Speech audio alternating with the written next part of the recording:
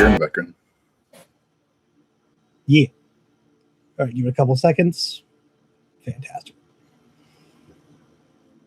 All right, welcome back, everyone, to Onslaught Gaming. Today we have Mr. Elfy over here to talk about who else but the elves. How's everyone doing? Yep, thank you for joining us. Thank you for coming on. We always appreciate, all of our guests. But to start, tell us a bit about yourself, so people can get to know you. Name's Elfy. That's what most people call me anyways. Most people don't realize I have a real name, but, I have one there somewhere. I play primarily elves now. I'm more of a specialist.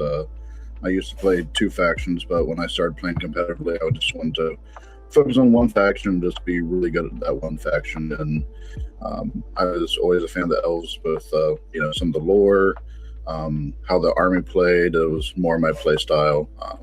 And there's so many different ways you can run the army. So even if you play one faction, you can play it so many different ways. It doesn't feel like the same faction over and over again. So it takes away some of that, getting burnout, getting stale over time. So that's another thing I like about it. Yeah, no, I 100% agree with the faction I play. You go from 300 Gaunts to like 12 big monsters in the same army. So, to start, how we like to do this is, we ask you what drew you to elves? What it's your name now. It's superseded even your given name. So how'd you get sucked in? I first found them way back in like 3rd edition. It was more of just collecting for the models at that point. I didn't really start playing until I think it was like 2010, like 4th, 5th edition. Was when we started playing. We played very casually. We didn't really grasp a lot of the rules completely, but we also didn't really have anyone that we knew that was in the community that could make sure that everything was done right. So we played very casually. We had fun. We had a little shop here in town that we played at. There was about 8 to 10 of us that would just play casual pickup games down there. And then I took a break until about 9th edition. It was like 2023, I believe is when I came back. And that's when I came back completely just Eldar, nothing else. I played probably about 5 different factions, but I always gravitate back to Eldar for their play style and their elite infantry. Fascinating. So you started way back in the day, and then kind of took a hiatus, and then came back right when every army was broken. I started playing in 8th and started trying to get competitive in 9th, and that was a fun time to start going to events. Yeah, I started going to events. It was like fall of 2023, and I decided to just go all out. I ended up going to Vegas Open that year. First year of playing competitively, I went to Vegas Open. I only finished I was like top 50% or something like that, but I had a great time, learned a lot, and had a blast while I was out there. Unfortunately, they changed it to 4th quarter now, so it's a little harder for me to get time off work to go back out to Vegas, but we'll see. Maybe time will allow it again sometime. Yeah, no, I've long been wanting to go to LVO myself one year. I just haven't had the opportunity yet, but that's awesome.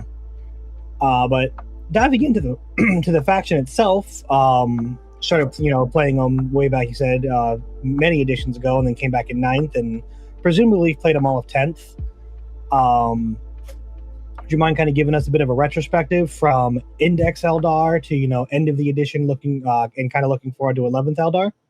Your experience playing them, adapting to the meta, and then maybe a couple sneak peeks into the future if you could. Sure. Index Eldar, I didn't play any of the broken combos that people were doing. I didn't play a single Wraith Knight when Wraith Knights were destroying people because I thought it was kind of cheesy. And I want to win, but I don't want to win that way. And I also like having friends. This is why we love you. Like I would do the D cannon randomly and flip, for mortals with that, but I wasn't going around, and hunting entire armies in one turn with Wraith cannons. So during that time, my win rate wasn't as high as most Eldar, just because I didn't play that style. I played more my style, and I believe it was just a mixture of some of my favorite models: Dark Reapers, Banshees, Kane, Psychers. A couple of the Fire Prisms and Night Spinners. I did play a couple Night Spinner when they were oppressive with you can't advance and you're moving and charging really slow, and people didn't like me for that. Especially the Death Guard player that decided to walk his death shrouds, and I was like, "You sure?" And he's like, "Yeah, I think I'm just going to walk him. What's the worst that can happen?" I was like, "You're about to find out." You're gonna move 2 inches a turn, and you're gonna like it. I think turn 5, he was almost to the middle board, so he didn't like that much. So he said he'll never make that mistake again. And then when we got our book, I tried. I think it was Warhost. I tried once, didn't do very well at all with it. I switched to Aspect, and I did very well with Aspect for many months in 10th edition. It was a combination of long-range shooting with some elite close combat, and then I'd usually hide Kane behind a ruin so that he just didn't get picked off. And then late game, by then they probably had very little they could use to deal with him, and so he just stepped out after I took care of all the main threats for him. I jumped around a little bit. I played Wind Rider for a while. They were a lot of fun, and I think they're still going to be good moving forward. And then recently I've been doing Spirit Conclave. A ton of fun with this one as well. A lot of mobility. It's probably one of the faster between this and Wind Rider, just because Wind Rider can jump around and redeploy every turn. So they're super fast. Being able to teleport with Spirit Seer Council makes them like really fast as well, and makes your opponent think a lot before just moving across the board. Now, even if I don't have things in reserves, I can end up behind you, so you have to keep that in mind. And then for a while I did a couple fun lists when I just wanted to kind of break from thinking too much, and ran like double Wraith Knight, like advance and charge at the GT. Didn't do well at all, but I had a blast the entire day. So that was important for me, just to go there, have fun, play something different. The edition was winding down anyways, so it was just a little change of pace. For sure. And that people were still had the memories of the Wraith Knights from 2 years ago, so I'm sure showing up with two of them had some kind of psychological effect. Yeah, that, and then they just run through walls, do funny stuff like that. It was amusing. And he was asking about a couple of my staple units. I think when I play any Aspect, I think one of the few that was almost always my list is either Lycus with the Warp Spiders, just because Lycus is probably the strongest model in the book. With the combo you have with different activations of different special abilities with the crit 5s.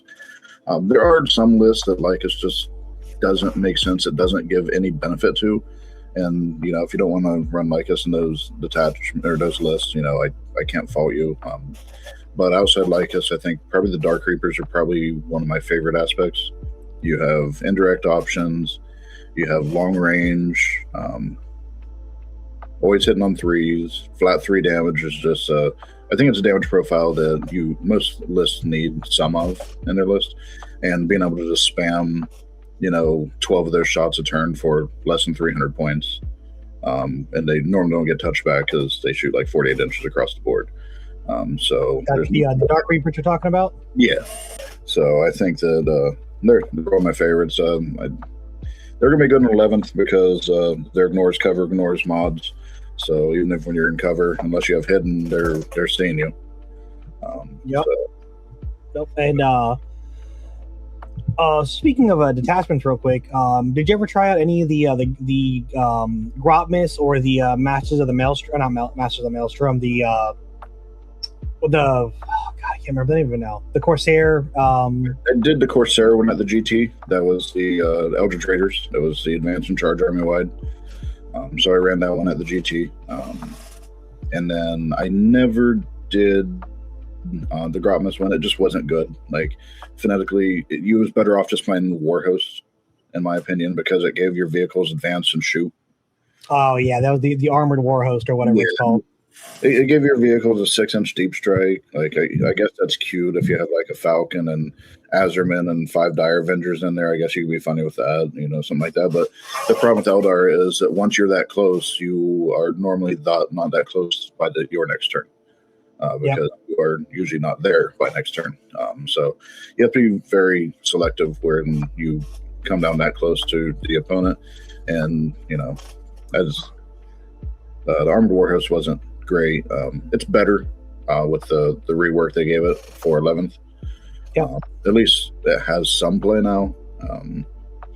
Given all your vehicles advance and shoot is cute. I think that if it would have given them like some sort of invuln as well, I think that would have been better. Like instead of giving them the advance and shoot, give them like a 5 or 6 invuln for all vehicles, because most of your really good vehicles don't have invulns. You have one vehicle with an invuln in the entire book. Every other vehicle does not, and it's a 3 armor on every single other one. Oh, I guess technically the Warwalker has an invuln, but every other vehicle does not. So the Vipers don't. The new Starfang doesn't. The Prisms don't. Night Spinners don't. So you have 2 vehicles. The Falcon doesn't. So yeah, you have 2 vehicles that have an invuln in the entire book. With all their advanced technology, they can't figure out a way to get it's too powerful on the Wave Serpent. You can't put anywhere else. Right, yeah. Wave Serpent -1 to wound and invuln. And they're like, no, we put all the tech into their cannons, so they have no defensive profile. Sorry. I mean, if your opponent's not there when you're done shooting at them, that is a strategy. Your opponent has an invuln save, so there's about a 50-50 chance they are there. Yeah, no, that's fair. So you mentioned a couple of units now, and you said you like their elite infantry. You mentioned the Kane, Viper. You mentioned a couple of Dark Reapers. So if you could run us through some of your, either some standout units over the edition, or maybe even like some of just your favorite who you always try to bring. Whether either because they're powerful or just because you like them and you get an extra couple hundred points when to put them in your list. Probably the one has been the biggest staple is the Dark Reapers. I always run either 2 or 3 5-man units. I always run them with the Tempest Launcher because I like to harass other T3 detachments. And you can't hide in ruins because it's 36-inch indirect. So you either sit there for a turn or 2 and I just pepper you with 2d6 shots per unit, or you come out and then I just shoot you in the face instead. It's been very powerful though, especially when I drop the toughness of the armigers. Now the Reapers wound on 3s. And you're talking about 12 damage, if all 3 go through. So 1 unit of Reapers can almost kill an armiger, and activate 3 of those a turn, especially an aspect with you getting rerolls, 1s to hit. Can't be modified, so you're always hitting on 3s, so you're really only missing on 2s. You can flip it with their token. 3s to wound. You get a couple different strats for like full rerolls to wound or sustained lethals. You have all kinds of different little tricks that you can do with that.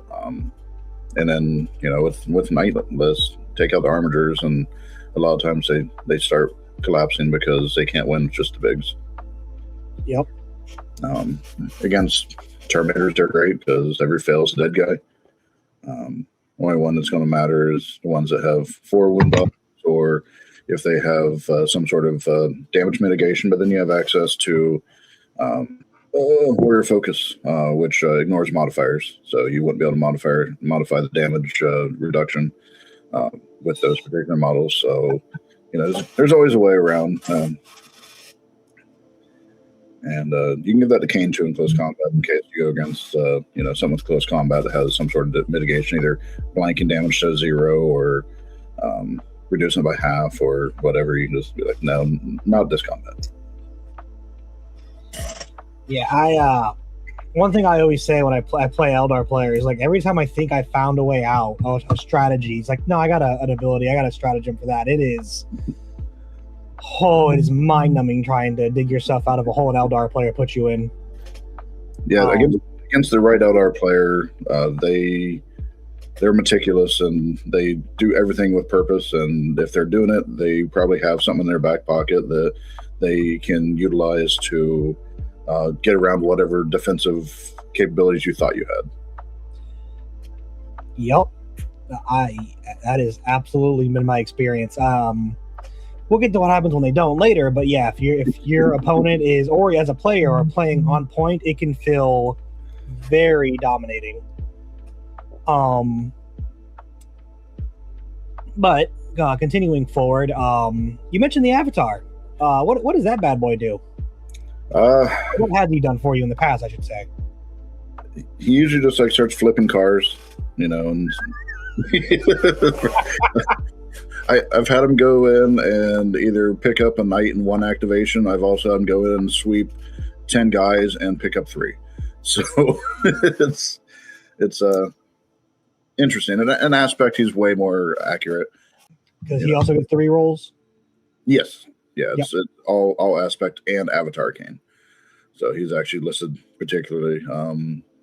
There's also the funny strat with him where you can throw a stick and it just becomes flat 8 damage at range.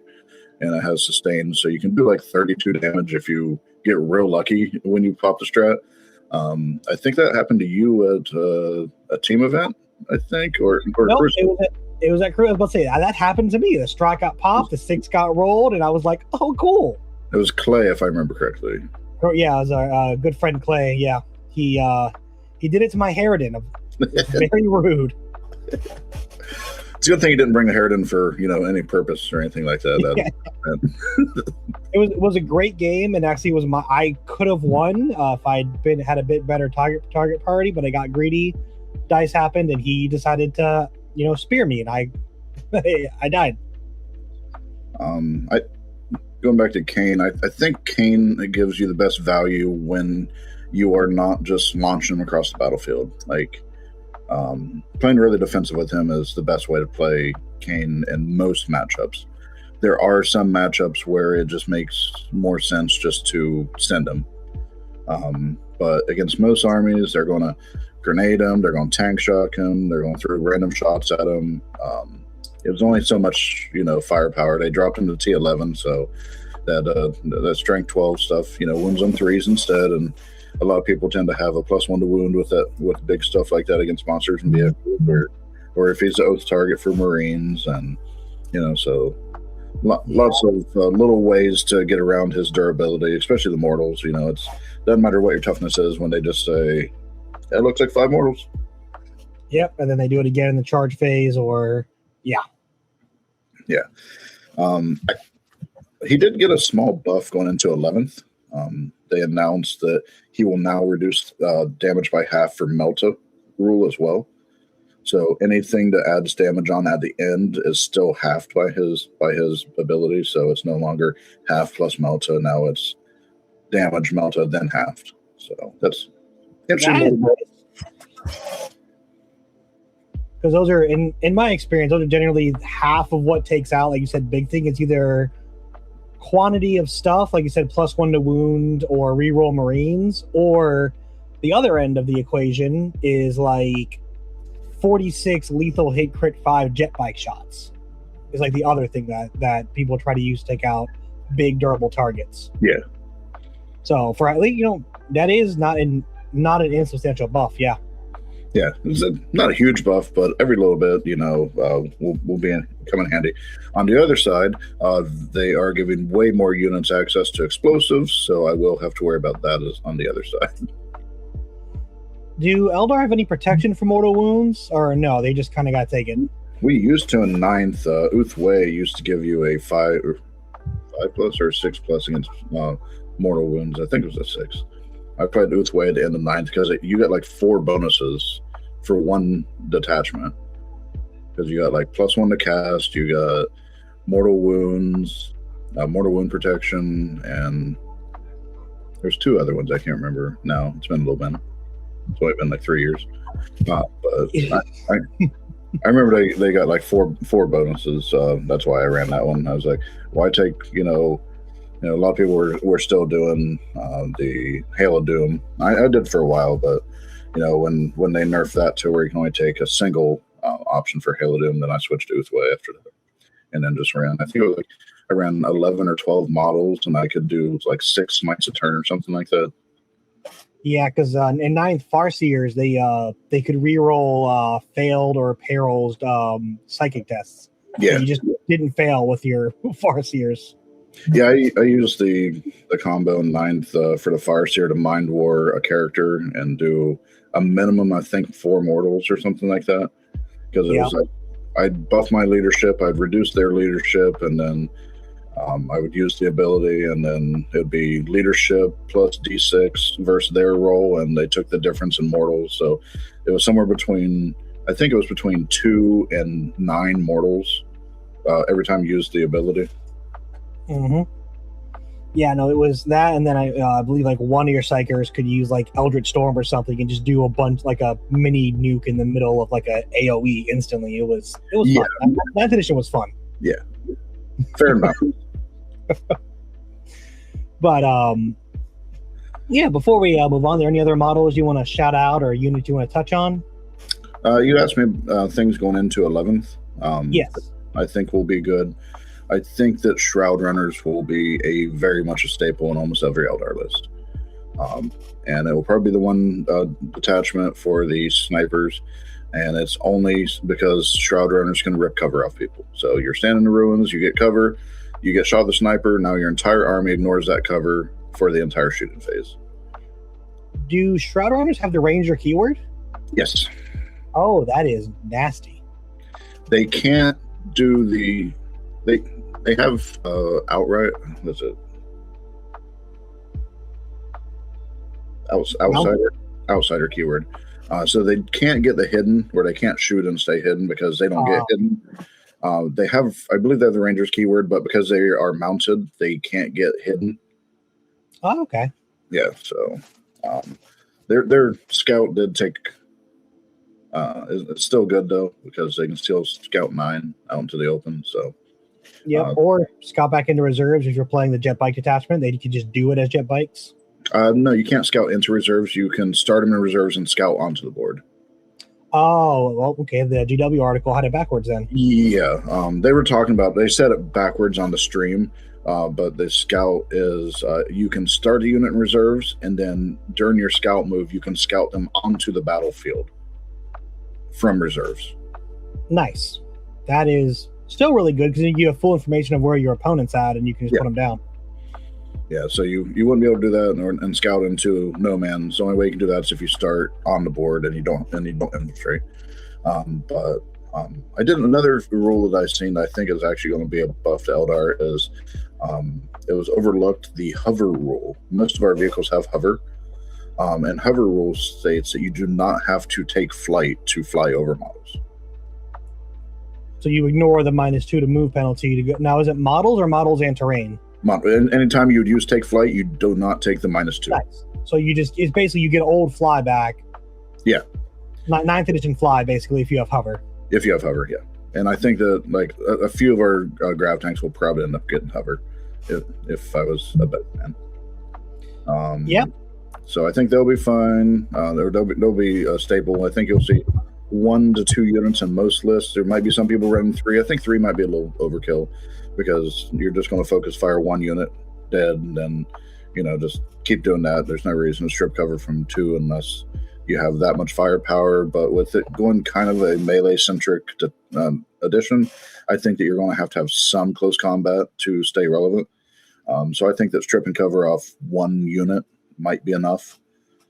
So I think that 1, if you want to have a backup just in case they take out that unit, I guess you could run 2, but I'll probably run maybe 1. But the list I'm looking at right now, it's going to be a bunch of Reapers. They ignore cover anyways, and they ignore modifiers, so they're going to hit on 3s. I have if I run aspect like I'm thinking about doing, there's 2 different strats that'll let me ignore cover. One of them doesn't ignore cover but ignores modifiers, so cover becomes a modifier, so it ignores all modifiers, and the other one just gives me an ignores cover option. So I have the Reapers and then 2 shooting units that are just going to say what cover before I even consider my Shroud Runners.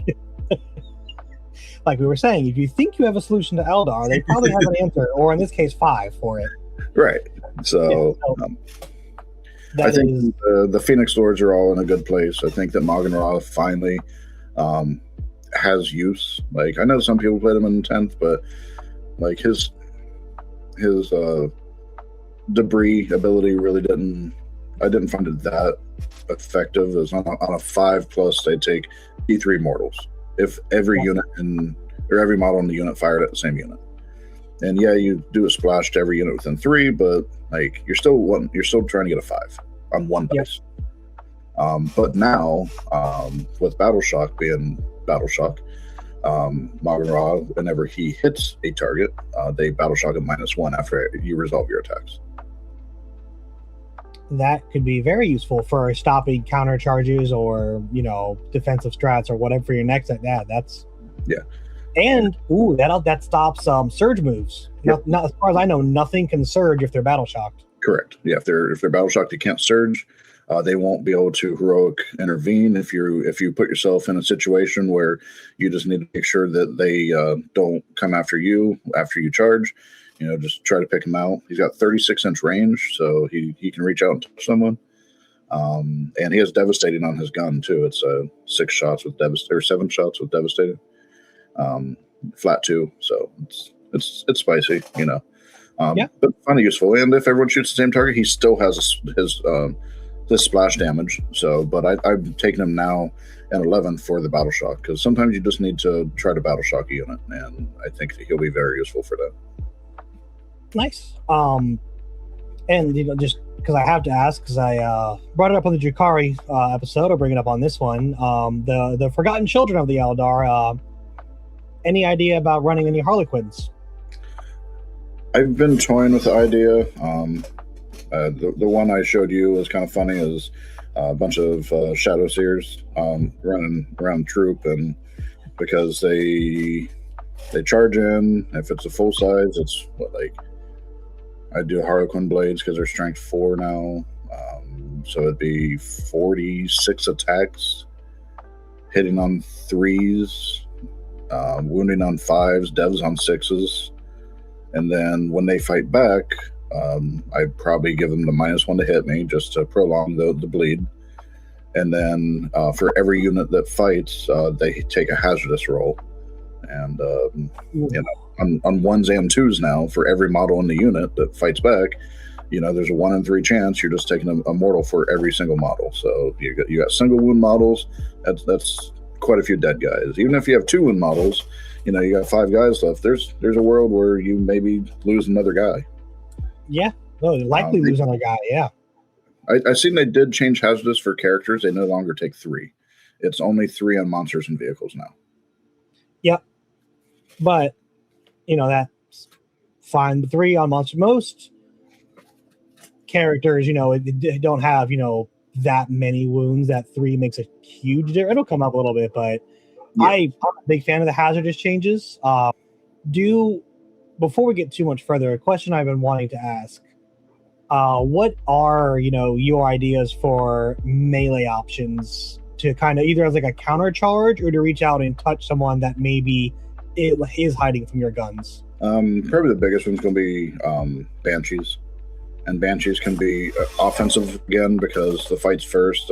Sometimes it was scary going in to get other people that had fights first, especially like EC and stuff like that. Mm-hmm. We have tons of, and you just can't charge them with Banshees because they're tissue paper in close combat. And if you're not fighting before them, you're not fighting at all. So I think they're good. I still don't think Shining Spears are good. They're okay. I think in Aspect Host they're better than any other one. I could see play and anything that gives them advance and charge, Eldritch Raiders, advance and charge wide. A bunch of bikes run through. The new engagement rule though, you can't fight Shining Spears too deep, because you can only do that with a 50 mil base, and they've decided that Shining Spears belong on 60s. So unless you are on the front of that charge, you're not fighting from the back row anymore. So they're, that means that you're not running a 6-man unit of Shining Spears because, 3 to 4 guys are not going to fight every activation. And, you're probably running them in 3s, which is still, like 110 points, for 10 attacks. It is flat 3 damage, anti-vehicle monster 4. But, it's a matter of when they take damage, they just fall apart. It's a Wind Rider with a 1 better armor save and an endwall. I honestly think they either need to go down points, maybe an extra wound per model, maybe give them -1 to hit in close combat, something. They used to be -1 to hit at range in close combat, and now they gave that to the Harlequin bikes. I think they should split that and give the Harlequins -1 to hit at range and make the Wind Riders, or not Wind Riders, but the Shining Spears -1 hit in close combat, because the Harlequin bikes are more of a shooting bike and the Shining Spears are more of a close combat bike. Yep. Other than that, you got Kane. Lycus is no slouch in close combat, and you jump 24 inches across the board and slam face first into something. The Striking Scorpions took a step back because they had Infiltrate and Scout. And so now you can only take 1. I think you still just infiltrate them because they changed Infiltrate to 8 inches. Yep. Not 9. So they have a base movement of 7. So if you get first turn, you're not failing to charge. Yep. No, I also think Infiltrate will be good. One is a defensive thing to just pay some points to stop your opponent from getting, somewhere critical you want to stage, or maybe even not attack you.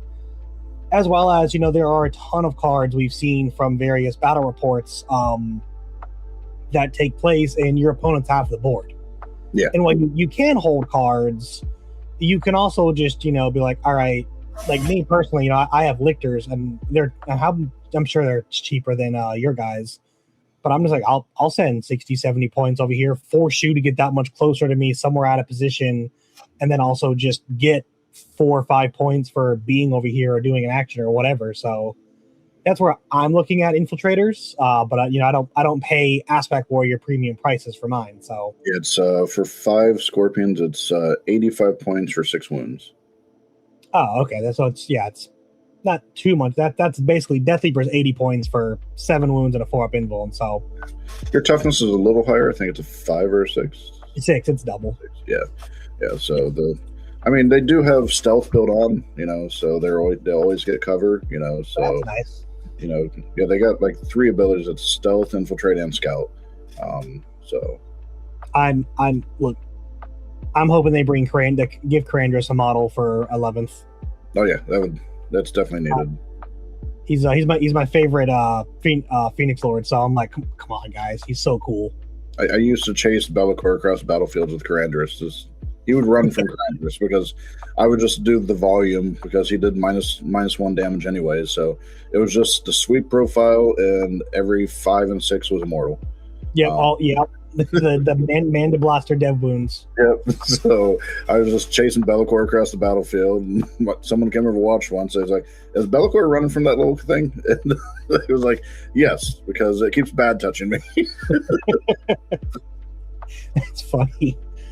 I just want to see the Karandras and Drazar showdown on the table. Oh yeah. And with how these other Phoenix Lords look, I can't wait to see what they do when they re-kit Karandras and give it appropriate kit, and I think it'd look really nice. Yeah, they give it the light. Lycus looks great. Yeah. I wish they would bring back our Autarchs on bikes so something can lead to Shining Spears. Yeah. No, that look is. Can Warlocks join Shining Spears or no? No, Warlocks can join Wind Riders. The other bikes is not. Yeah, so Shining Spears are paying for the sins of 8th and 9th edition. Yeah, I mean, Wind Riders with a Warlock does give them ignores cover, so now they're hitting on 3s. It's AP1, real AP1, so it makes them a little bit spicier. So they still got their full rerolls to hit. So I think Wind Rider's going to be fine. I think Aspect will be good. Right now, I'm slating probably to run Aspect, but it really comes down to what other combinations I can do to get different dispositions. Yep. So I really want to dive into the dispositions and see which primaries that would fit my playstyle best, and find out what detachments can take those dispositions and kind of build that way. If it ends up being aspect host, then I'll probably just rock that. If it ends up being something different, then then we will address that when we get there. That is exactly my opinion on Tyranids. I want to run what I've been running, Vanguard, and I'm like, I swear to God, if Vanguard's something like Purge of the Foe, I'm going to lose my mind because I don't want that. Yeah, there was rumors that Wind Rider was going to be 2. If Seer Council is 2, there's a very possibility that I run Seer Council and one of the 1.1s. Either I don't really run many Rangers in my Seer Council, so it would probably be either the tank one or one of the Harlequin ones, maybe. Oh yeah, that's right. There was a Harlequin 1-pointer. Another question, because it's not my fault you have such a deep codex. Any thoughts on the Ynnari? I know they were put into the dirt hard with prejudice, but I don't, going into a new edition, is there maybe some tech or units there worth considering? I never really played the Ynnari because I like the Phoenix Lords, and you can't take Phoenix Lords in Ynnari.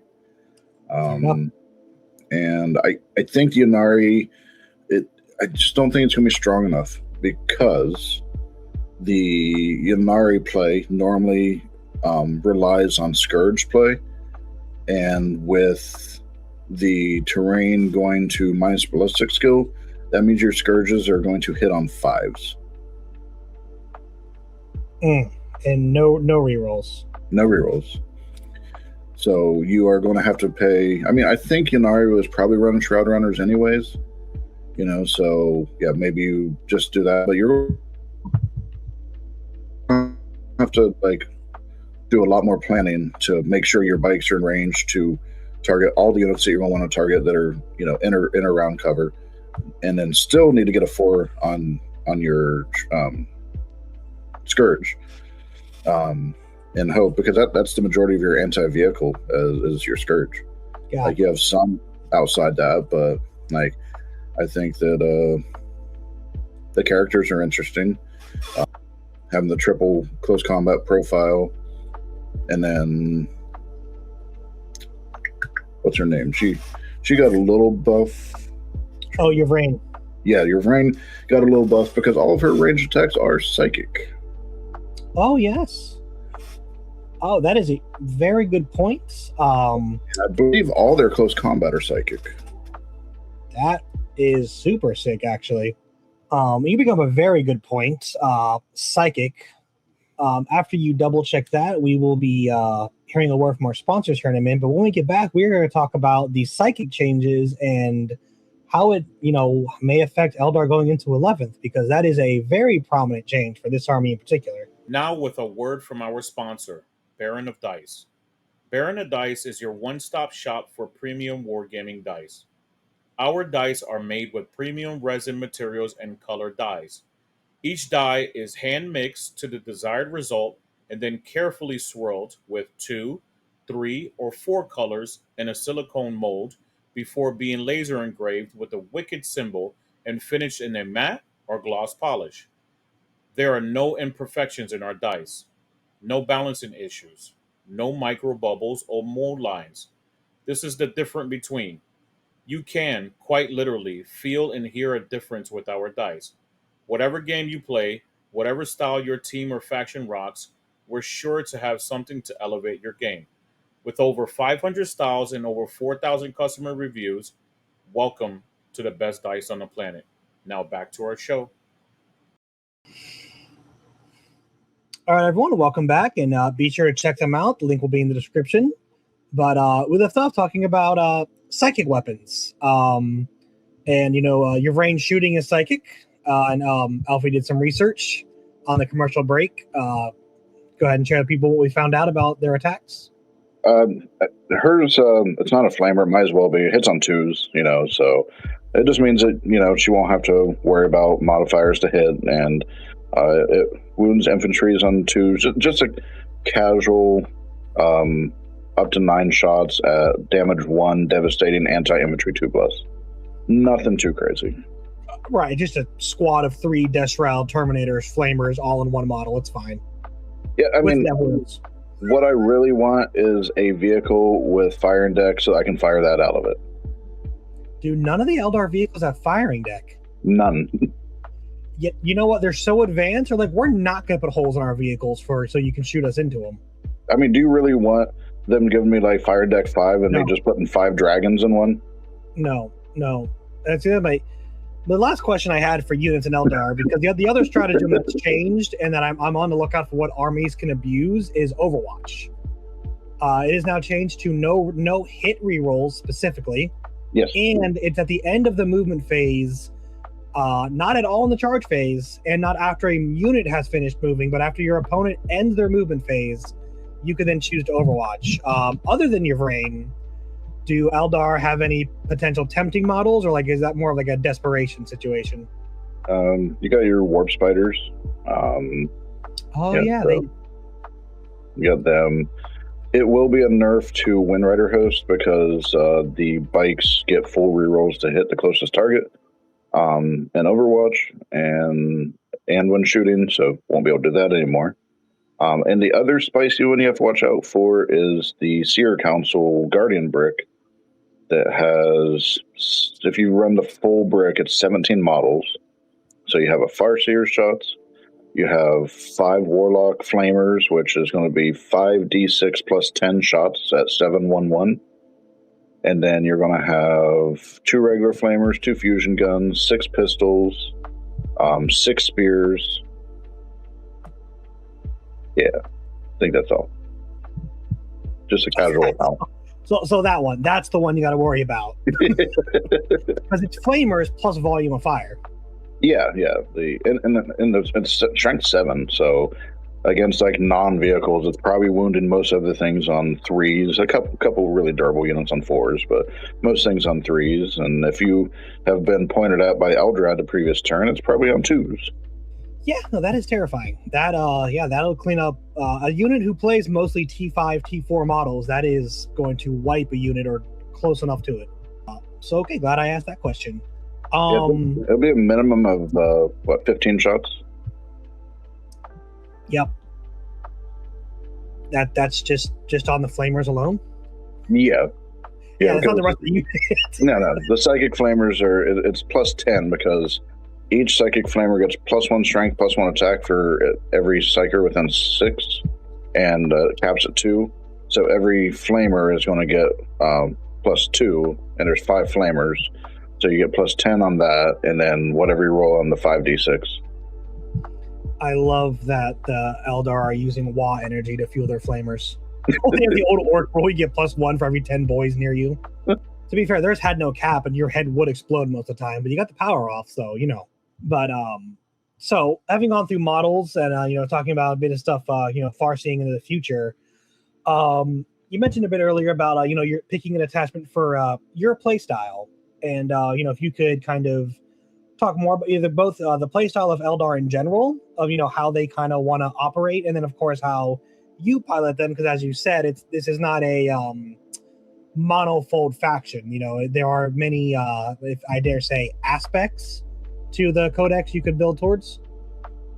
A lot of people when they play, they go after like the big angry stuff, and I play the game way differently, and I will just destroy every little bit of random useless unit you have, and eventually you run out of stuff to do stuff with other than the stuff that you want to fight with, and then you just stop scoring points.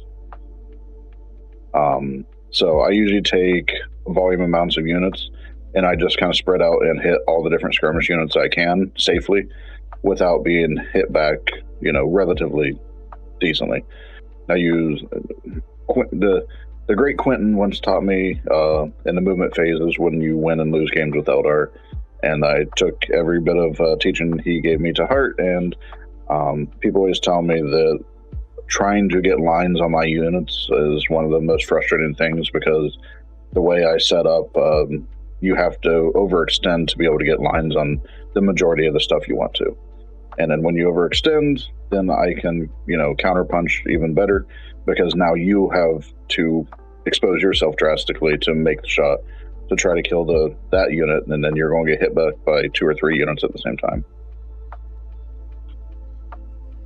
Yep. No, I know Eldar as the MSU army, where, like you said, there's many small pieces, whether it's swooping hawks, warp spiders, dark reapers, 2 or 3 units of bikes, a warwalker, 2, a couple of vipers, and then even some characters, whether it's warlocks, Eldrad, Phoenix Lords. So. Then usually there's like 1 or 2 big things, whether it's a couple wave serpents or fire prisms, the avatar. That's kind of how I've seen people, my experience playing them.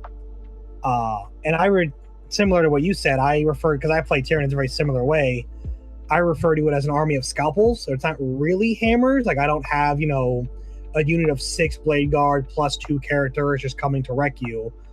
I have this thing who will kill the thing I want to kill, and then it's probably going to die by next turn. But I've now, precisely removed a tool from your box to use for the next, 3 or 4 turns. And like you said, eventually that giant Calgar brick you want to come kill me has to hold your primary. Yeah. Otherwise, you won't score points. So, yeah, no, that's yeah, it's been my experience with Eldar as well. I've played a couple people who've played big brick Eldar. Bikes, is a good example where you run like 27 bikes or something like that. And then also, what is it? Oh, back when Ynnari was broken, people would run the big Yvrain brick of Harlequins, and then you'd have, their avatar, the Incarn. Then you'd have a few other bricks of stuff, along with, like you said, scourges and still some more fighters for scoring. But that was a bit more of an elite build, and I mean it won. So, I mean, when I was playing Windrider, I was running 48 bikes, I think. Jesus.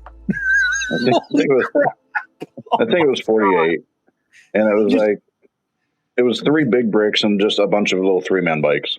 You just said all in, all on red. I did, all on red. Our bikes are the not the Shroud Runners, but the other ones are Wind Runners. Are they battle line of detachment? Yes. Okay, that makes sense. And I can pick them up at the end of your turn. Right. Yep. And then the turn they arrive, they get rerolls to hit. They always get rerolls to hit the closest target. The turn they arrive, I can boost all their AP by 1, or give them full rerolls to wound. Okay, that's a load-bearing ore right there. Yeah. That is insane. Fantastic. No, but fair enough. Going forward, talking about play styles, we've established how you like to play the army, and the army has generally been played. Going to an event. And you mentioned it's about the dispositions. You're gonna look for what are kind of the missions that you look to play, or you look to try to capitalize on, as well as what are some missions where you kind of got to be a bit more reserved or a bit more cautious with how you play, because they're kind of a weak spot for your army. I'll be 100% honest. I haven't looked at all the different combinations of missions in 11th yet. That part I'm still working on. I did like the one that Liam played against Richard, Disruption, and for Aspect Host, for that particular matchup, just because what Richard was playing as well. And that was basically kill a unit on an objective. Yep. No, there's so in 11th edition, a bunch of the primaries have that. They have, hold so many of your own. Very few of them are hold your home. A lot of the hold your home is in the hold more missions. Yeah. A lot of them have kill an opponent on an objective or kill a unit on an objective. And then it's either action based, holding based, or taking based, where even though you killed them, you also have to hold an objective that they held at the start of the turn. Yeah. So it's kind of the same 3 core ways to score. It's be somewhere, do a thing, kill something. Yeah. And then you just mix them together in a blob. Now, the one exciting thing, I don't know if you've seen it. Did you see that in 5v5s, each team member has to play a different disposition? Yes. And I think that's a very fun dynamic to that. I do like that. I also like how your disposition has to be in your list when you submit it. So even if you have, a Wind Rider host with the new Ranger one, and they have two different ones, when you submit your list, you're committed to the one disposition. Yeah. For all 3, 5, 7, whatever rounds. Yeah, you can't pick each round being like, oh, I'll be better against this army, so I'll play this one for this. It's like, nope, you're locked in. I kind of like that you have your character locked as well. So you can't change who's attached and stuff like that. There's times where, it played my benefit to not do that, but there's times where it was typically always the same thing. If I ever played a GSE player, I was like, yeah, Brood Lords are not attached to the Gene Stealers. I don't need the Dev Wounds into you. Right. I'm going to kill you anyway. But I never did, so it didn't come up. But I do like that as well, because it also things like Necrons, where you could swap like Oracan and a Technomancer and a Chronomancer around. Now you're committed, so I'd like it as well. What I think is really spicy in 11th is going to be Howling Banshees with Janzar. All right, so sell me on it. I mean, you don't need to sell me on it, but sell them. What does this package do? Okay, so the Banshees give them advance and charge, fall back and charge. Janzar gives them automatic 6 on their advance roll. Okay. She gets 8 attacks, 6, 3, 2. Full rerolls to wound against character units. And they have fights first built on the character sheet. So, my theory is you send her in, you find a character you want to murder, and with the new fast rolling, you just pop precision with epic challenge, and all the first fails have to go in the character. Yep. And hitting on 2s with full rerolls to wounds, you're probably going to get a few of those through. Yeah, and you're playing, like you said, Aspect Coast, hitting on 2s, rerolling 1s. Yeah. That is going to shred. And AP3 means a lot of times Oath won't even save them, because they'll go from their 2 up to their 4 up anyway. Yeah.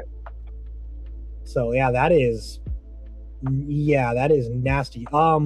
Speaking of melee, real quick, something I wanted to ask before and it slipped my mind. What are your thoughts on the it's the Harlequin guy, the Jester. The Solitaire. There we go. Oh, Solitaire. He is also kind of spicy. He has precision built in, so he can just be a character hunter. Ooh, that is. Yeah, he has precision built onto the weapon, and it's 9 attacks when he blitzes, I believe. 6 advance or something like that. Yeah, his movement just becomes plus 2d6, and then he has a flip belt, so I believe he can still jump through units, or maybe it's just when he charges. But yeah, he can just go touch things, and the problem is he's like 115, so there are times where you just whiff on the blitz roll, or you whiff on a charge, or he just doesn't perform with his attack roll, and now you have a 115 point model that's standing out in the open. He has blown up, but at that point you're way too close. Yeah, you're right in front of some important unit you tried to neuter. Yep. For me, I think you get more value out of the 90 point Death Jester that also causes battle shock.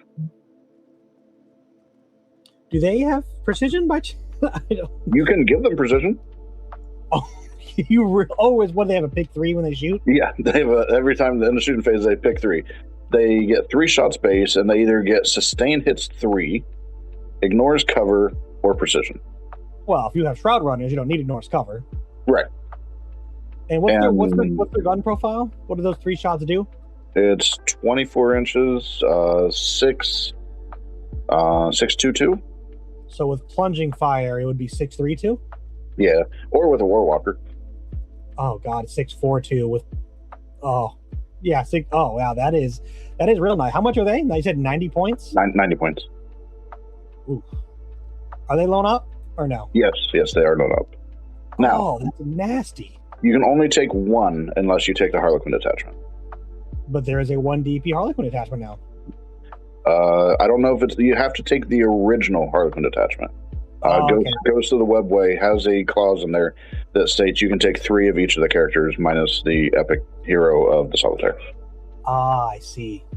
That's why I was talking to you about wanting to find out how many DP the Harlequin detachment is. If they make that one a 1 DP for some reason, just because it doesn't see play. Yeah, no, that 3 of those, even just 2 of those guys, people put their characters out, you're just going to be sniping them. Oh, I wouldn't even go for the characters. I would do sustain hits 3. I would put the enhancement on one of them. The enhancement says if they are below starting strength, every hit is critical.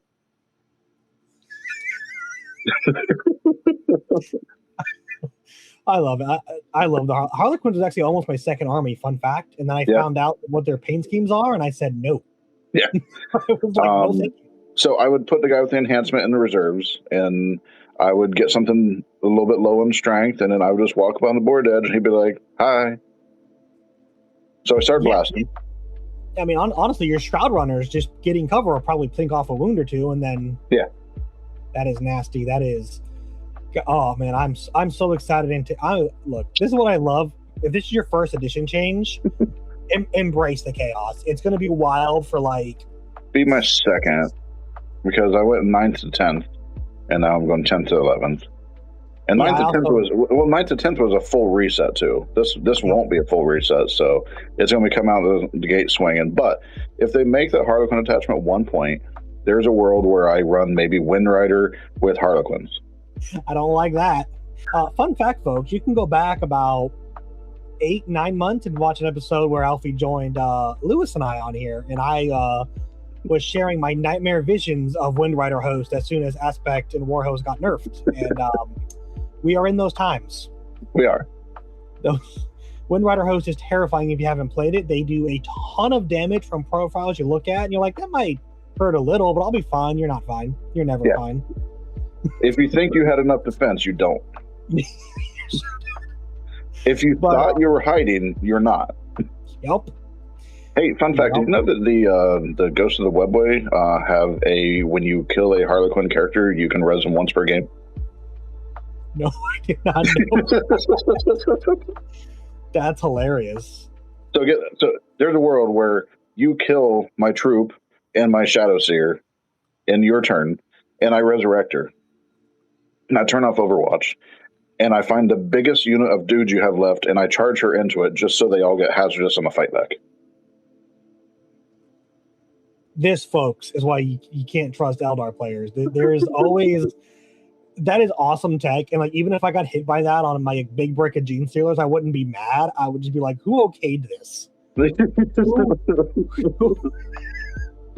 And I'm telling you, if they change the wording of the web or the Shadow Weaver, right now it states on a 1 they take a mortal, but if they change it to cause hazardous, I will be running 2 or 3 Shadow Weavers that give you hazardous on the movement.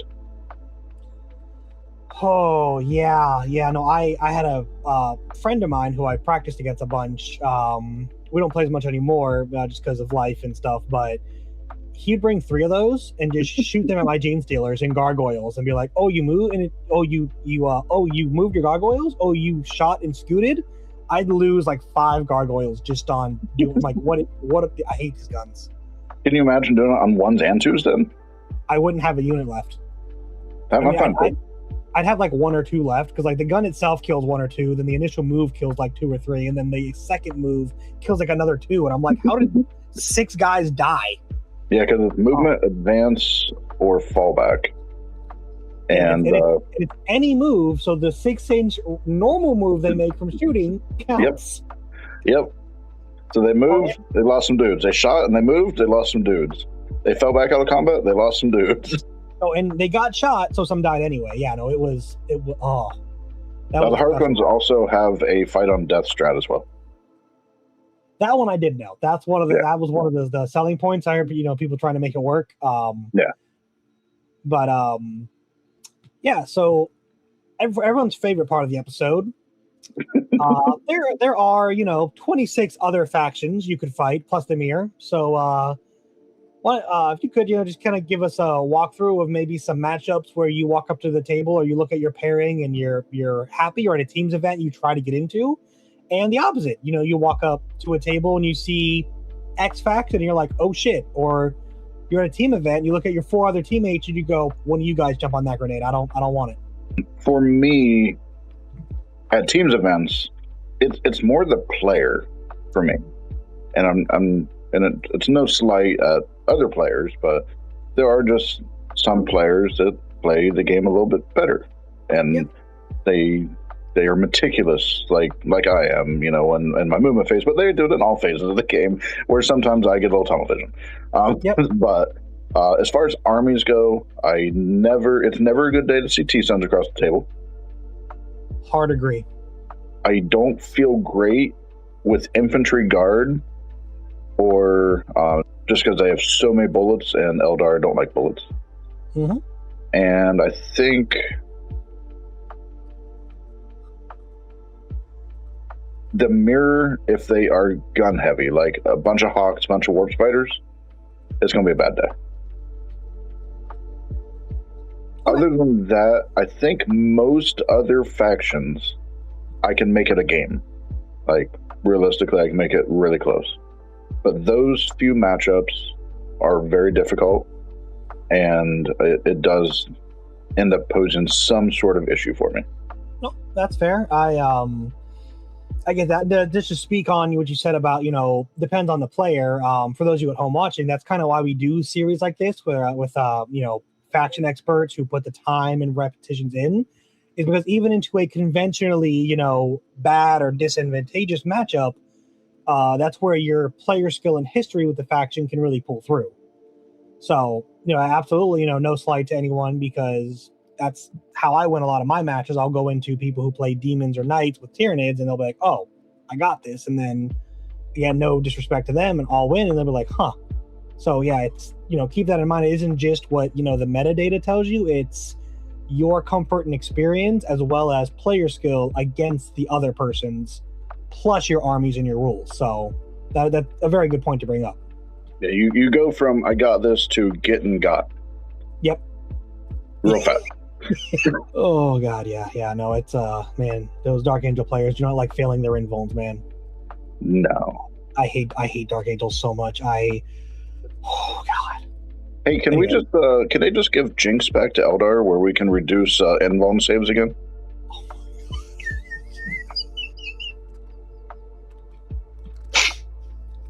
Rules used to be crazy. Remember when Knights could have a 3-up invuln? Yeah, until I hit him with Jinx, then became a 4. That was insane. Oh my favorite was when a unit had like a 6 invuln, and I just said, "Now you don't." Oh, speaking of memory lane, I never played against it, but I saw it played, and it looked like a nightmare. It was when you were playing the old when detachments were named after their in-game factions or in universe. And you had a late talk craft world where flyers were already -1 to hit. In a late talk, you were -1 to hit if you were outside of 12, and you had lightning fast as a stratagem, and you had a psychic power that was the opposite of guide, because Eldar got, instead of getting the 6 psychic powers everyone got, they got 12 because all of them were double. Yeah. Which, like Fortune and Jinx, with this one was the opposite of guide, which I can't remember the name of, but it made them -1 to hit. So you could have 2 flyers be -3 to hit, which means if you hit on 4s, you just didn't hit at all, and if you hit on 3s, you hit on 6s.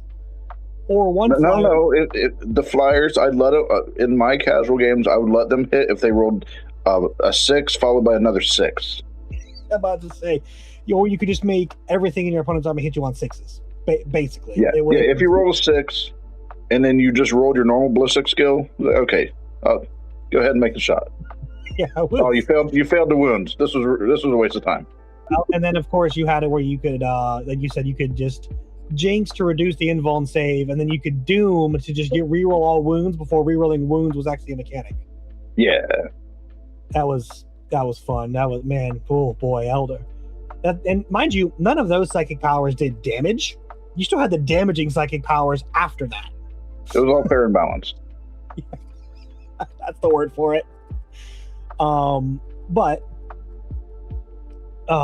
Staying somewhat on track here. That was a good time. Dude, old 40K is crazy looking back. Like not even like super far. Just like look back to like 8th and 9th edition, and it's just like what we're even doing. I want to know what they're going to do with that bombing run mechanic, because I am interested at least. I'm not saying I'm going to take a flyer, but I'm just saying that we do have a flyer that gives a aura of -1 leadership, and I want to take a bunch of guys that do battle shocks. That's all I'm saying. Well. Again, for those of you who don't know, what we're talking about is flyers now start off the board, and they come on, and then at the end of your opponent's turn, they return to reserves automatically. So strafing runs now become kind of weird because you're not just keeping it on the board, flying it around over enemy units. So we'll see. Maybe like when it comes on, it can. I don't know. I'm interested as well. I think that they kind of have to give flyers deep strike. Yeah. Because most of them don't have it. And I think with the way they want flyers to be played, they're going to have to give them deep strike to be able to let them participate in the game.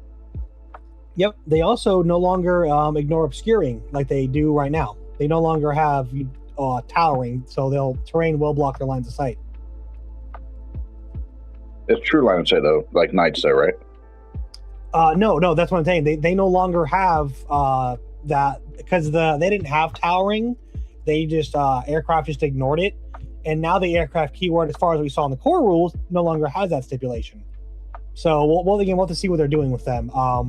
No, why don't they get plunging fire? Look, I get why they're not affected by it, because someone on the second story of a building shouldn't be hitting the thing a mile up in the air. But like, right. why they don't have it, I have no idea. That is the most plungingest of plunging fire I've ever seen. Like the knights walking around just casually getting plunging fire, and they're like, the aircraft? You mean the thing up in the stratosphere? No, he's not high enough. Someone sent him that video from like the old COD game where they're firing tungsten rods from the atmosphere. Just show them. I'm going to send the clip from the first Transformers where they were putting the 50 cal shots into the little scorpion guy. This is plunging fire, quite literally plunging fire. By definition, exactly. Oh goodness. So, with all of that being covered, and what a wonderful segue going in, and then we've kind of peppered it, but like, what are and not necessarily like army or model wise, but like, what are some things you're excited to try out in 11th edition? Whether it's different detachments or different play styles. I've heard nothing about Wraith Knights, and Craft World I end in is my day one homie. They're the most tyranid Craft World. They need to give us back 10-man Wraith units. I agree, but only because that shoot back stratagem changed. Yeah. I mean, they still let them fall out of combat and shoot. So that's just on the data sheet. I would just run like 30 of the Flamer Wraiths because they don't need a babysitter, because they don't need to roll to hit. Yep. And it would just be 90 D6, like strength 7, AP 3, 1 flamers.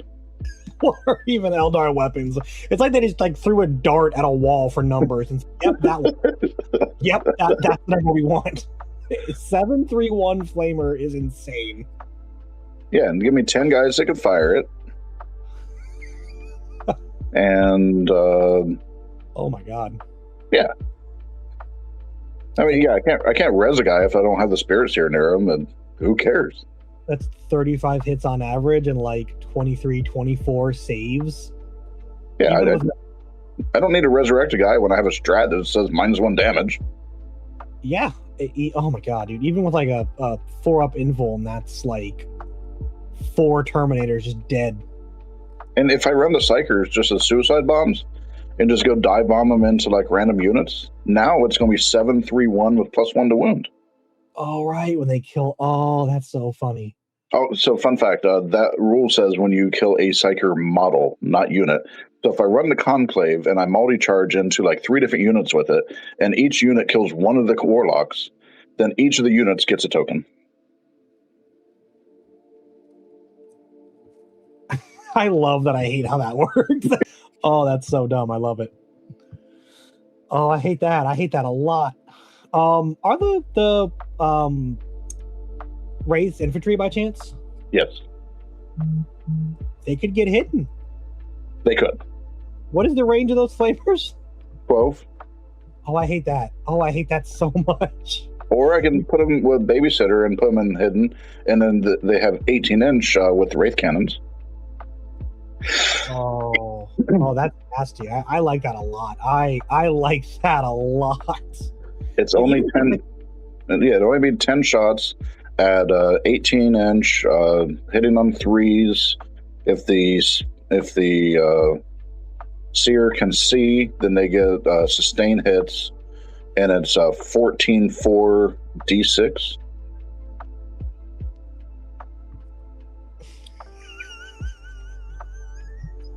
Just give me 10 rates. And they're guidable, right? Yeah. Oh my god. Yeah.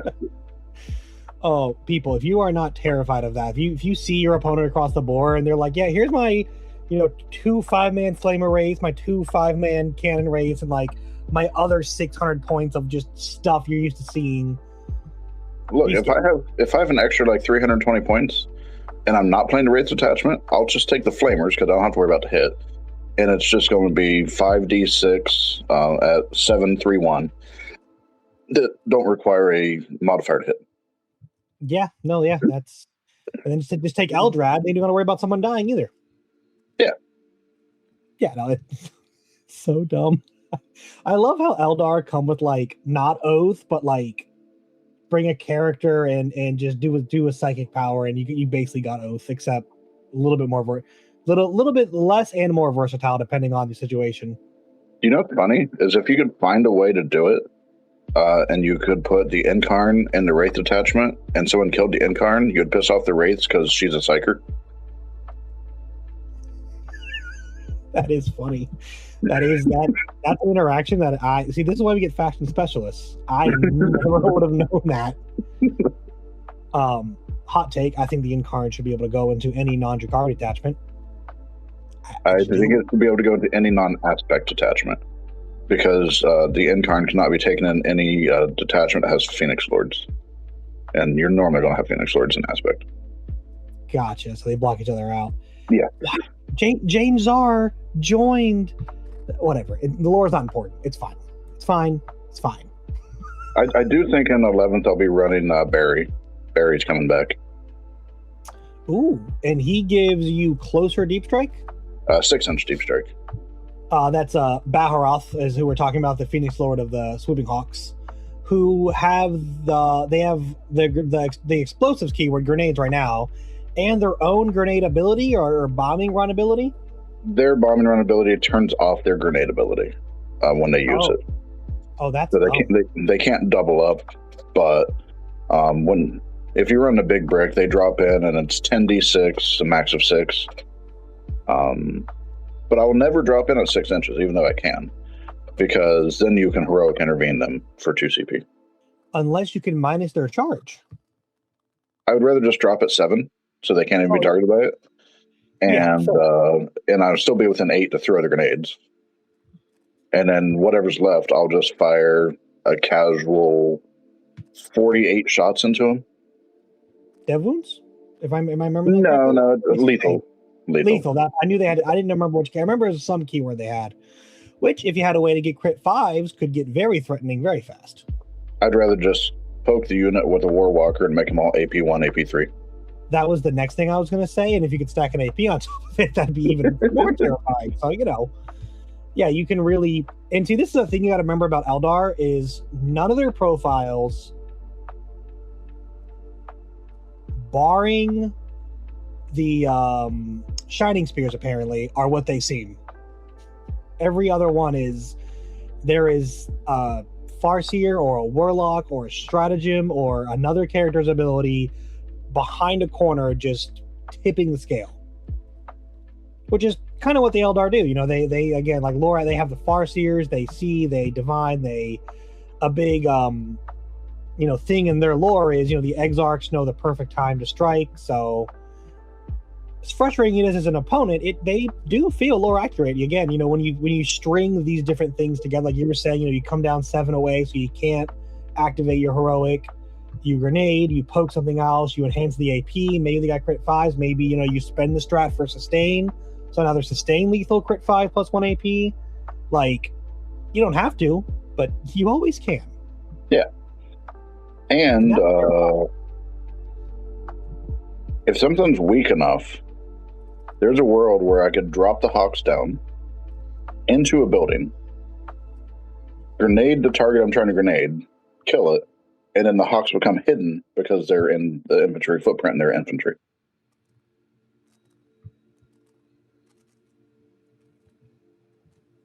Again, don't like that.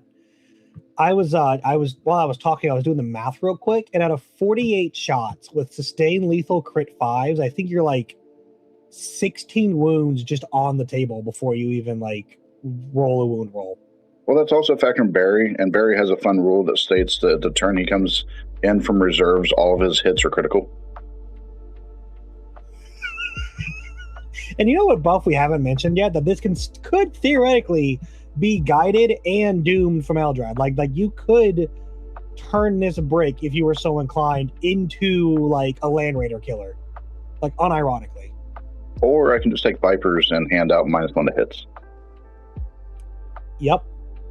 No, there's debuffs galore, buffs galore, and kind of, we've kind of I've jumped the gun, not we. I got a bit excited. Going into pros of the faction.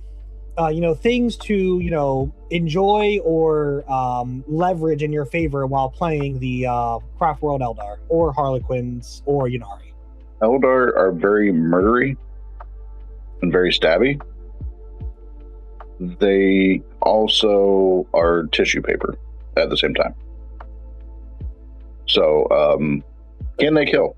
Yeah, absolutely. Is it normally the proper math when you are doing, if you are the type that does like Math Hammer? It's usually pretty accurate. Now, can you do all this and not expose yourself to multiple incoming fire lanes? That's the question. You just have to know when is appropriate to overextend to take out critical units. One of the things I always consider is what needs to die this turn and what needs to die next turn.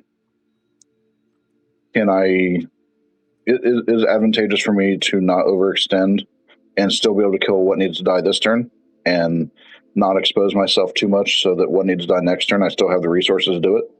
Or am I in a critical situation where I don't know if being, cautious is going to kill what I need, what has to die this turn, and maybe I need to overextend a little bit to make sure that what I'm after dies when it needs to die, so that I either stop him from scoring, stop him from killing something, whatever it may be. Yep. No, 100%. The term glass cannon comes to mind when I think of Eldar. They can table your opponent in a turn and a half if you let them, but they can also be tabled in a turn and a half if you let yourself. So it is, like you said, it's very on you. And again, going back to what you said earlier, especially all armies, but particularly Eldar, your movement is so critical. And let's not get one thing mixed up. It's not like, bar glass, like, those big, thick glass mugs. No, it's like halogen lights. Yeah, bolters are like lethal to most of the aspect warrior unit. Especially you get those stupid units that let them fire twice. It's what their most aspects are: T3, 1 wound, 3 up, 5 up. Half the majority are 3, but Hawks, Dire Avengers, Wind Riders, and Guardians are all only armor save 4. Yeah. So, and then the Exarchs are 2 wounds. 2 wounds, yeah. Yeah, so it's 6 wounds in your T3 squad with a 2 or 3 or a 3 or 4 and then a 5 up invuln. So yeah, it is like 4-1-1. You're dropping 3. Yeah. So yeah, that. But again, we just talked about the Wind Rider host, the Avatar, the Swooping Hawks, Lycus and her squad of Warp Spiders, even the Flamer or the Cannon's Wraith Guard, like. they'll put it back on it. We haven't even talked about fire prisms. They're a whole nother unit that is terrifying in their own right. I think dragons are better right now. Maybe I think for looking at the terrain setup for 11th, I think like 2 fire prisms would not be unwelcome in somebody. I don't play the faction. I'm just thinking as an opponent of things I don't want to see. But I don't think the fire and range lanes are long enough in 11th for that to be merited. For the same points, for 10 points more, I can run 5 wraiths with the wraith cannons, and it's 14 instead of 18. But I mean, the only thing that's changing is that some vehicles you aren't going to wound on 2s. You'll wound them on 3s because the T9, the T9 breakpoint. But you still have, strength 4, -4, and it is D6 instead of flat 6. But now you get 5 shots instead of 2. Yeah, well, and see, like we said, brutal. And the Wraith Knights themselves, they're not, or Wraith Guard, they're like T7, 4 wounds, -1 damage. T6, 3 wounds, 2 armor save, no invuln, only -1 damage, and 1 detachment because of a stratagem. Okay, got it. But if you put a seer near him, you can resurrect a model every turn. And now with the new rules, even if the entire squad is white but the seer lives, you just can have 1 back. No, the seer does not attach. It cannot attach. It's as long as it's within 6 inches. Oh, it doesn't lead them. I bet that's going to change in 11th. Maybe not initially, but in the codex. Yeah. That seems like one of those things, but yeah. Well, you kind of jumped the gun, to cons, which is the glass cannon. But are there any other, maybe pitfalls or some things that you've learned the hard way you wouldn't mind sharing with our fine viewers? Just because you can do it doesn't mean you should. There's many times that I can warp jump Lycus across the battlefield turn 1, but you probably shouldn't turn 1. Sometimes having too many options is a problem. I guess one con is I don't know what they would do to change it. We did take a small army rule nerf because we used to be able to turn off Overwatch and movement and charge phase with one of our tokens, and now there is no more Overwatch and charge phase. So it feels like we've lost one of our tokens efficiency. I think with the new overrun rules, the 6-inch pylon is way more powerful. Oh yeah! Oh my god! Oh yeah! It's like I want to get to this guy. Okay, I'm gonna activate here first. Oh no, they died. I'm gonna activate here. I will give them a 6-inch pylon. Oh look, they got to him, and now they're going to start swinging.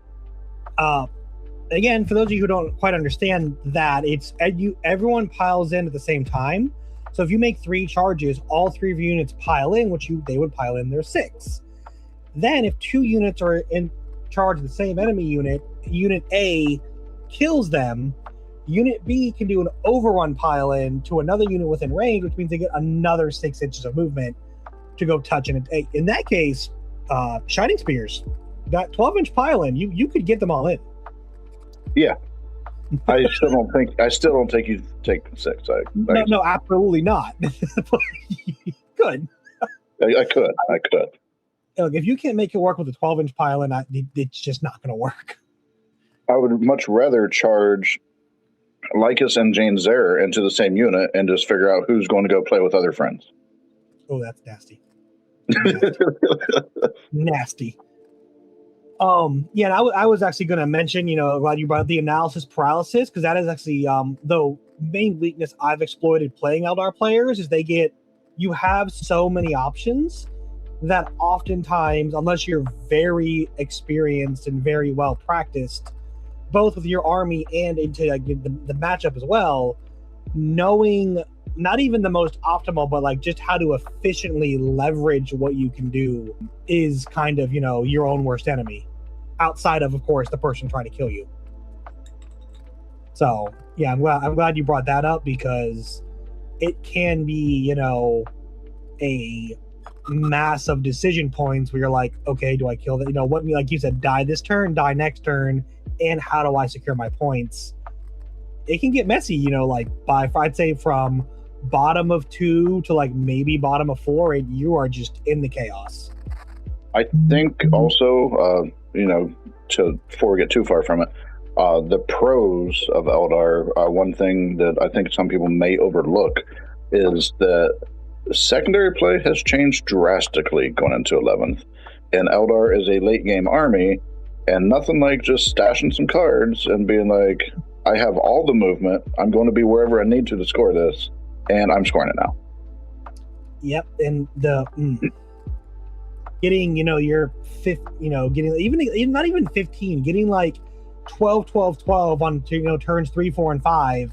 That's still 36 out of your 40 points. Like that's still an insane. Like you don't even need to do like the miracle 15, 15, 15. You can just score like 5 here, 5 there, and then just get 10, 10, 10 and be fine. So like there was times where you'd be playing someone, they're like, well, maybe if he doesn't have a good secondary draw, I can hold him off. But now if you look over and he's holding 20 points worth of secondaries, and now he's going to score at the bottom, and now it's like he's going to score 15 on secondaries and he's going to score primary. That you're talking about like 25 to 30 points in a single turn. Like your opponent could be sitting at 75 points, you could be sitting at 99, and all of a sudden you've lost. And you're like, what? Fun fact, I went 3-2 at Onslaught 12 because my final match was against a Space Wolf player. Great opponent. We had a wonderful game. He played it masterfully. My final turn, I drew 3 cards. Drew 2, could do neither one of them. Redrew. There were like 2 or 3 cards out of like the 7 I had left that I could do. Didn't get it. Drew 3 dead cards and he beat me by a single point. Did you see that in 11th you can only redraw secondaries once per game now? Yes. Yeah, and I think that was not only good but needed with the having a hand of secondary mechanic added. Because otherwise, like armies that had like CP regen and a free strat could just hoard like 12 cards for bottom of 5 and then just guarantee their 15 more or less. So that's a good change I'm a fan of. Yeah. But to your point, a lot like mobile armies do get a huge buff, not only from the different primaries and the primary changes, which we will have once we, get a actual solid view on the dispositions and a deck of cards we'll go over on this channel.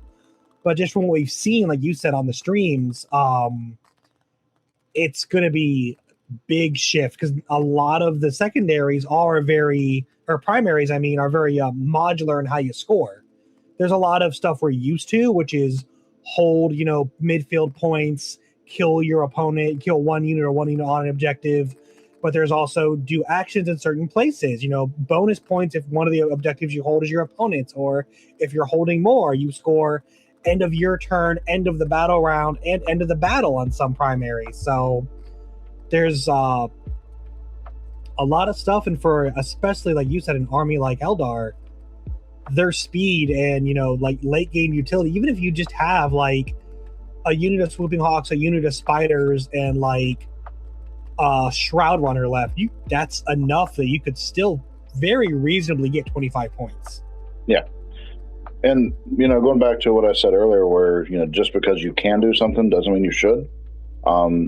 Keep in mind that when you have your opponent on the ropes on turn 3, it is not advantageous for you to finish him on turn 3 because you're going to throw away 10 points of scoring because most of the primaries are going to have a kill opponent. Can he deny you by just not being on the point? Yeah. But, if you kill him in turn 3, then you're denied anyways. That is going to be the funniest, saltiest thing to experience at a GT is watching someone who only got 50 points because they tabled their opponent on like top of 3. Oh, I promise you, if I see that I'm losing the game, I will move every model off objective so that my opponent can't score a kill on an objective. I will stand in the middle of nowhere and score no points just to deny them additional scoring for killing models on an objective. Take that, purge the foe armies. But as again, if you're watching this, you're a newer player, like, oh, that sounds petty. This is a more competitive advice, where because if your opponent is ahead and they do slip up, like we've said, even with just 2 units, you could get back 20 points and sneak out a win because you denied them turn 3 and 4 those extra kill points. Yep. So it isn't just, for a meme or a joke. It is like, hey, if you, slow play it right, you could be giving yourself an out if they get overconfident. So, again, it's half a joke because it's funny, but also it could turn a game. So, always keep an eye out for that as well. But we've gone over a pretty good overview, talked about, your experience, the army as a whole, models. Is there anything, maybe we didn't hit or anything that's come to you since then you want to kind of address or just make people aware of? Yeah, I really think of anything. I think we've covered quite a bit. I will be leaning into the battle stock side of 11th because that will also deny them points. Same. I will also be doing that. At least you have an army rule that I think it does something with battle shock. Let's see. Yeah, no, the army rule is great, but I am super, I might be adding screamer killers to my Vanguard list just to really push it. Just to really, I am putting my finger on the scale. Look, there's two detachments that I'm concerned about for Space Marines. One is the Ceramite Sentinels. Yep, same. They just play the game and get bonuses. And the other one is Vanguard. Yeah, they're the better Vanguard, and it makes me very upset. Yeah. What do you mean if I'm 13 inches away, I'm both -1 ballistic skill and -1 to hit you?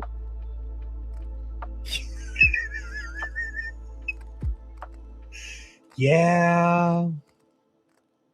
Look, everyone's going to be too distracted by Ceramite Sentinels and Gladius, so it will be fine. It'll be great. No. If I was playing, I would run all the Vitrix and I'd run them in Vanguard, and I'd just be like, shoot me, I dare you. Oh my god, that's so funny. Oh, that's so funny. Oh, Calgar and a Victor squad. That's 13 away because they can advance, shoot, and charge any of that. Oh, that's funny. That's so bad. I hate that. I hate that you put that out in the universe. Oh my god. Oh, Deathwing Knights can do that too. Yeah. Oh, I hate that. All right. Well, on that awesome note, that I'm going to have nightmares over now. Just the lion just mean mugging me from 15 away. At least he can't get hidden, right? He'll be off the template, just behind it, just frothing at the mouth. Before we go, the one thing I think we can all celebrate is that Defiler's going to go up in points. Oh my god, yes. Look, if they leave, the World Eaters one should be left alone. I think it's fine. That one at 250 is fine. It does not cause a problem for anyone. I can't wait to try to see it shoot with its ballistic skill 5 because they're in cover. Right, exactly. It's okay, people. It'll be fine. The Emperor's Children one could probably go to 275, 280. Death Guard and CSM proper and Thousand Suns need to be 300, 310. And those ones are insane. Wait, that's before they have to pay for their last cannon fee because the gear costs. My second army, now my third army is EC. I have 2 of them. Autocannons, baby. I'll tell you out there what the tech is. I don't want to put it out there too soon, but I got some tech for you. I think they need to change the data sheet to reflect either Flamer and Claw as loadout base or 2 autocannons, and then that will make the points lower for the Defiler. And then if they want the last cannons, they can pay the upgrade. I agree, except Death Guard, Thousand Suns, and CSM should still be 300 plus because the rules you can tack on to any of those ones are wild. Okay, let's make them 280, and then they can pay for last cannons, 40 points per side. You guys got bonus Defiler hate at the end of the episode. You're welcome. If you haven't played one, you don't because you don't want. Look, at least they can't tow into a terrain and shoot out now. Oh wait, yeah, they can. Yeah. That feels nice. Also, they're walkers, so they can heroic 6 inches. So you can't just, oops, here's 6 OC, I'm going to take it from you. No, you're not. Good news. Vehicles can now move through enemy models during their movement. So if you can get the 6.1 inch pie plate 8 inches across the unit, you can move it. Because you still have to be outside engagement of 2 inches. And it's 2 inches on the front side, so you're going to need 12-inch movement on the Defiler. They move 14. So, as long as you aren't right on top of them, they might be able to move. Maybe. But with that, if people have any questions or want any more of your awesome Space Elf insights, where might they find you to hit you up or thank you or whatever? I'm in most of Discords under just Elfy. You can find me on Facebook. Look up Elfy on there. It probably comes up on there as well. I don't use too many other different social medias, to be honest. Kind of low key with that. Or I'm at most of the local tournaments. I go to like 3 tournaments a month. I go to, well, right now maybe Tampa, but I think that's moving to Orlando, and then Brooksville, and then where else? I think there's 2 right now. It was going to be 3, but I think it's just 2. Just Brooksville and Leighton Games here soon, and then whatever GTs. I'm always at all the GTs except the Day 0 GT. I won't be at that one. Nice. That is the Road to Nova on the 20th. I will be at all other 5 Road to Nova events, but not that one. I will be packing to go on vacation. Nice. Well, we wish you well. Hope you have a good time. We'll miss you. I'll be there, but see you at the next GT. I'm Elite Hatter. I'm on the Discord. It'll be in the description. I'm on the Onslaught Facebook.